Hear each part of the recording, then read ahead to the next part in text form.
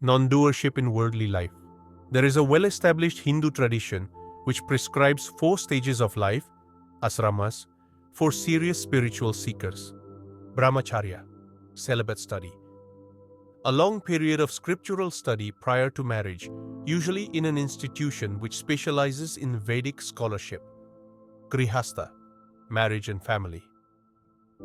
At the conclusion of his studies, the aspirant is expected to marry and to discharge his business and household duties conscientiously, but without attachment to them. Vanaprastha, forest hermit. When all family obligations have been fulfilled, which usually means when the children are married off, the aspirant may retire to a solitary place, usually a forest, and engage in full-time meditation. Sannyasa, wandering monk. In the final stage, the seeker drops out of the world completely and becomes a wandering mendicant monk. Having no material, social, or financial entanglements, the sannyasi has theoretically removed all the attachments which previously impeded his progress towards liberation. This time-honored structure sustained the common Indian belief that it was necessary to abandon one's family and take to a meditative life of celibate asceticism if one was seriously interested in realizing the self. Sri Ramana was asked about this belief many times, but he always refused to endorse it. He consistently refused to give his devotees permission to give up their worldly responsibilities in favor of a meditative life, and he always insisted that realization was equally accessible to everyone, irrespective of their physical circumstances. Instead of advising physical renunciation, he told all his devotees that it would be spiritually more productive for them to discharge their normal duties and obligations with an awareness that there was no individual I performing or accepting responsibility for the acts which the body performed. He firmly believed that mental attitude had a greater bearing on spiritual progress than physical circumstances, and he persistently discouraged all questioners who felt that a manipulation of their environment, however slight, would be spiritually beneficial. The only physical changes he ever sanctioned were dietary. He accepted the prevailing Hindu theory of diet, which claimed that the type of food consumed affected the quantity and quality of one's thoughts, and he recommended a moderate intake of vegetarian food as the most useful aid to spiritual practice. The Hindu dietary theory, which Sri Ramana endorsed, classifies different foods according to the mental states that they induce. Sattva, purity or harmony. Dairy produce, fruit, vegetables and cereals are deemed to be sattvic foods. A diet which consists largely of these products helps spiritual aspirants to maintain a still, quiet mind. Rajas, activity. Rajasic foods include meat, fish and hot spicy foods such as chilies, onions and garlic. Ingestion of these foods results in an overactive mind. Tamas, sluggishness. Foods which are decayed, stale or the product of a fermentation process, e.g. alcohol, are classified as tamasic. Consumption of these foods leads to apathetic, torpid states of mind which hamper clear, decisive thinking. I have a good mind to resign from service and remain constantly with Sri Bhagavan. Bhagavan is always with you, in you, and you are yourself, Bhagavan. To realize this, it is neither necessary to resign your job nor run away from home. Renunciation does not imply apparent divesting of costumes, family ties, home, etc., but renunciation of desires, affection, and attachment. There is no need to resign your job, only resign yourself to God, the bearer of the burden of all. One who renounces desires actually merges in the world and expands his love to the whole universe. Expansion of love and affection would be a far better term for a true devotee of God than renunciation. For one who renounces the immediate ties actually extends the bonds of affection and love to a wider world beyond the borders of caste, creed, and race. A sannyasi who apparently casts away his clothes and leaves his home does not do so out of aversion to his immediate relations, but because of the expansion of his love to others around him. When this expansion comes, one does not feel that one is running away from home. Instead, one drops from it like a ripe fruit from a tree. Till then, it would be folly to leave one's home or responsibilities. How does a grihastha, householder, fare in the scheme of moksha, liberation? Should he not necessarily become a mendicant in order to attain liberation? Why do you think you are a grihastha? Similar thoughts that you are a sannyasi, wandering monk, will haunt you, even if you go out as a sannyasi. Whether you continue in the household or renounce it and go to the forest, your mind haunts you. The ego is the source of thought. It creates the body and the world, and it makes you think of being the grihastha. If you renounce, it will only substitute the thought of sannyasa for that of grihastha, and the environment of the forest for that of the household. But the mental obstacles are always there for you. They even increase greatly in the new surroundings.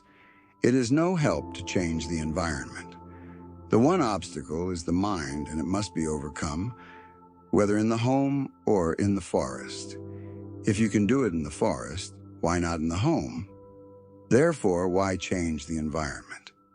Your efforts can be made even now, whatever the environment. Is it possible to enjoy samadhi, awareness of reality, while busy in worldly work?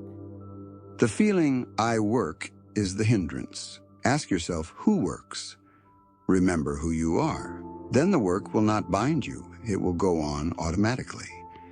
Make no effort either to work or to renounce. It is your effort which is the bondage. What is destined to happen will happen. If you are destined not to work, work cannot be had even if you hunt for it. If you are destined to work, you will not be able to avoid it, and you will be forced to engage yourself in it. So leave it to the higher power. You cannot renounce or retain as you choose. Bhagavan said yesterday that while one is engaged in search of God within, outer work would go on automatically. In the life of Sri Chaitanya, it is said that during his lectures to students, he was really seeking Krishna within, and he forgot all about his body and went on talking of Krishna only. This raises a doubt as to whether work can safely be left to itself. Should one keep part of one's attention on the physical work? The self is all. Are you apart from the self? Or can the work go on without the self? The self is universal, so all actions will go on, whether you strain yourself to be engaged in them or not. The work will go on of itself. Thus Krishna told Arjuna that he need not trouble to kill the Kauravas, because they were already slain by God. It was not for him to resolve to work and worry himself about it, but to allow his own nature to carry out the will of the higher power. But the work may suffer if I do not attend to it. Attending to the self means attending to the work. Because you identify yourself with the body, you think that work is done by you. But the body and its activities, including that work, are not apart from the self. What does it matter whether you attend to the work or not? When you walk from one place to another, you do not attend to the steps you take, and yet you find yourself after a time at your goal. You see how the business of walking goes on without your attending to it. So also with other kinds of work. If one holds the self in remembrance, will one's actions always be right? They ought to be. However, such a person is not concerned with the right or wrong of actions. His actions are God's and therefore right. How can my mind be still if I have to use it more than other people? I want to go into solitude and renounce my headmaster's post.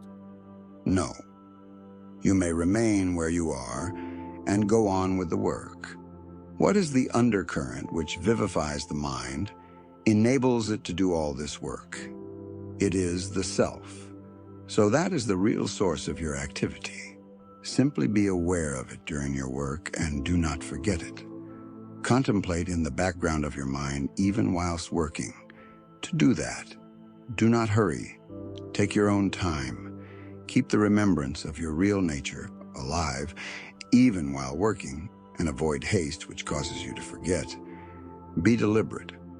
Practice meditation to still the mind and cause it to become aware of its true relationship to the self which supports it. Do not imagine it is you who are doing the work. Think that it is the underlying current which is doing it. Identify yourself with the current. If you work unhurriedly, recollectedly, your work or service need not be a hindrance. In the early stages, would it not be a help to a man to seek solitude and give up his outer duties in life? Renunciation is always in the mind, not in going to forests or solitary places or giving up one's duties.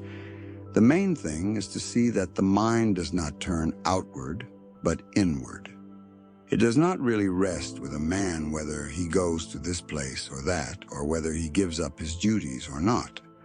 All these events happen according to destiny. All the activities that the body is to go through are determined when it first comes into existence. It does not rest with you to accept or reject them. The only freedom you have is to turn your mind inward and renounce activities mentally. But is it not possible for something to be a help, especially to a beginner, like a fence round a young tree? For instance, don't our books say that it is helpful to go on pilgrimages to sacred shrines or to get satsanga? Who said they are not helpful? Only such things do not rest with you, whereas turning your mind inward does. Many people desire the pilgrimage or satsanga that you mention, but do they all get it? Why is it that turning inward alone is left to us and not any If you outer want to go to things? fundamentals, you must inquire who you are and find out who it is who has freedom or destiny. Who are you and why did you get this body that has these limitations? Is solitude necessary for vichara? There is solitude everywhere. The individual is solitary always. His business is to find it out within, not to seek it outside. Solitude is in the mind of man. One might be in the thick of the world and maintain serenity of mind. Such a one is in solitude. Another may stay in a forest but still be unable to control his mind. Such a man cannot be said to be in solitude. Solitude is a function of the mind. A man attached to desires cannot get solitude wherever he may be, whereas a detached man is always in solitude. So then, one might be engaged in work and be free from desire and keep up solitude. Is it so? Yes. Work performed with attachment is a shackle, whereas work performed with detachment does not affect the doer. One who works like this is, even while working, in solitude. Our everyday life is not compatible with such a state. Why do you think you are active? Take the gross example of your arrival here. You left home in a cart, took a train, alighted at the railway station here, got into a cart there, and found yourself in this ashram. When asked, you say that you traveled here all the way from your town. Is it true? Is it not a fact that you remained as you were, and there were movements of conveyances all along the way? Just as those movements are confounded with your own, so also are the other activities. They are not your own. They are God's. How can cessation of activity, nivritti, and peace of mind be attained in the midst of household duties, which are of the nature of constant activity? As the activities of the wise man exist only in the eyes of others and not in his own, although he may be accomplishing immense tasks, he really does nothing. Therefore, his activities do not stand in the way of inaction and peace of mind. For he knows the truth that all activities take place in his mere presence, and that he does nothing. Hence, he will remain as the silent witness of all the activities taking place. Is it harder for Westerners to withdraw inwards? Yes, they are Rajasic, mentally overactive, and their energy goes outwards. We must be inwardly quiet, not forgetting the self, and then externally, we can go on with activity. Does a man who is acting on the stage in a female part forget that he is a man? Similarly, we too must play our parts on the stage of life. but we must not identify ourselves with those parts. How does one remove the spiritual sloth of others? Have you removed your own? Turn your inquiries towards the self. The force set up within you will operate on others. But how can I help another with his problem, his troubles? What is this talk of another? There is only the one. Try to realize that there is no I, no you, no he, only the one self which is all. If you believe in the problem of another, you are believing in something outside the self. You will best help him by realizing the oneness of everything rather than by outward activity. Do you approve of sexual continence? A true Brahmachari, celibate, is one who dwells in Brahman. Then there is no question of desires anymore. At Sri Aurobindo's ashram, there is a rigid rule that married couples are permitted to live there on condition that they have no sexual relations. What is the use of that? If it exists in the mind, what use is it to force people to abstain? Is marriage a bar to spiritual progress? The householder's life is not a bar, but the householder must do his utmost to practice self-control. If a man has a strong desire for the higher life, then the sex tendency will subside. When the mind is destroyed, the other desires are destroyed. I have committed sexual transgressions. Even if you have, it does not matter so long as you do not think afterwards that you have done so. The self is not aware of any sin, and renunciation of sex is internal, not merely of the body. I'm carried away by the sight of the breast of a young woman neighbor, and I'm often tempted to commit adultery with her. What should I do? You are always pure.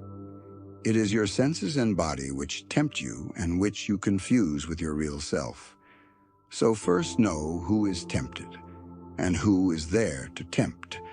But even if you do commit adultery, do not think about it afterwards, because you are yourself always pure. You are not the doer. How do we root out our sex idea? By rooting out the false idea of the body being the self. There is no sex in the self. Be the self, and then you will have no sex idea. Can fasting cure sexual desire? Yes, but it is temporary. Mental fast is the real aid. Fasting's not an end in itself. There must be spiritual development side by side. Complete fasting makes the mind too weak. The spiritual quest must be kept up right through a fast if it is to benefit. Can one progress spiritually by fasting? Fasting should be chiefly mental, abstention from thoughts. Mere abstinence from food will do no good. It will even upset the mind. Spiritual unfoldment will come rather by regulating eating. But if, during a fast of 1 month, the spiritual outlook has been maintained, then in about 10 days after the breaking of the fast, if it be rightly broken and followed by judicious eating, the mind will become pure and steady and remain so. In the early days after my coming here, I had my eyes closed, and I was so deeply absorbed in meditation that I hardly knew whether it was day or night. I had no food and no sleep. When there is movement in the body, you need food. If you have food, you need sleep. Very little food is enough to sustain life. That used to be my experience. Somebody or other used to offer me a tumblerful of some liquid diet whenever I opened my eyes. That was all I ever ate. But remember one thing. Except when one is absorbed in a state where the mind is motionless, it is not possible to give up sleep or food altogether. When the body and mind are engaged in the ordinary pursuits of life, the body reels if you give up food and sleep. There are differing theories concerning how much a sadhaka should eat and how much he should sleep. Some say that it is healthy to go to bed at 10 p.m. and wake up at 2 a.m. That means that 4 hours sleep is enough. Some say that 4 hours sleep is not enough, but that it should be 6 hours. It amounts to this, that sleep and food should not be taken in excess. If you want to cut off either of them completely, Your mind will always be directed towards them. Therefore, the sadhaka should do everything in moderation. There is no harm in eating 3 to 4 times a day, but only do not say, I want this kind of food, and not that kind, and so on. Moreover, you take these meals in 12 hours of waking, whereas you are not eating in 12 hours of sleep. Does sleep lead you to mukti? It is wrong to suppose that simple inactivity leads one to liberation. What about diet? Food affects the mind. For the practice of any kind of yoga, vegetarianism is absolutely necessary since it makes the mind more sattvic, pure and harmonious. Could one receive spiritual illumination while eating flesh foods? Yes, but abandon them gradually and accustom yourself to sattvic foods. However, once you have attained illumination, it will make less difference what you eat, as on a great fire, it is immaterial what fuel is added. We Europeans are accustomed to a particular diet, and a change of diet affects the health and weakens the mind. Is it not necessary to keep up one's physical health? Quite necessary. The weaker the body, the stronger the mind? No, not necessarily. In the absence of our usual diet, our health suffers, and the mind loses strength. What do you mean by strength of mind? The power to eliminate worldly thoughts. The quality of food influences the mind. The mind feeds on the food consumed. Really? Then how can Europeans adjust themselves to sattvic food only? Habit is only adjustment to the environment. It is the mind that matters. The fact is that the mind has been trained to think certain foods tasty and good. The food material is to be had both in vegetarian and non-vegetarian diet equally well. But the mind desires such food as it is accustomed to and considers palatable. Are there restrictions for the realized man with regard to food? No. He is steady and not influenced by the food he takes. Is it not killing life to prepare meat diet? Ahimsa, non-violence, stands foremost in the code of discipline for the spiritual seeker. Even plants have life. So too the slabs you sit on. May we gradually get ourselves accustomed to vegetarian food? Yes, that is the way. Is it harmless to continue smoking? No, for tobacco is a poison. It is better to do without it. It is good that you have given up smoking. Men are enslaved by tobacco and cannot give it up. But tobacco only gives a temporary stimulation to which there must be a reaction with craving for more. It is also not good for meditation.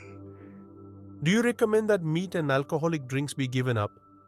It is advisable to give them up because this abstention is a useful aid for beginners.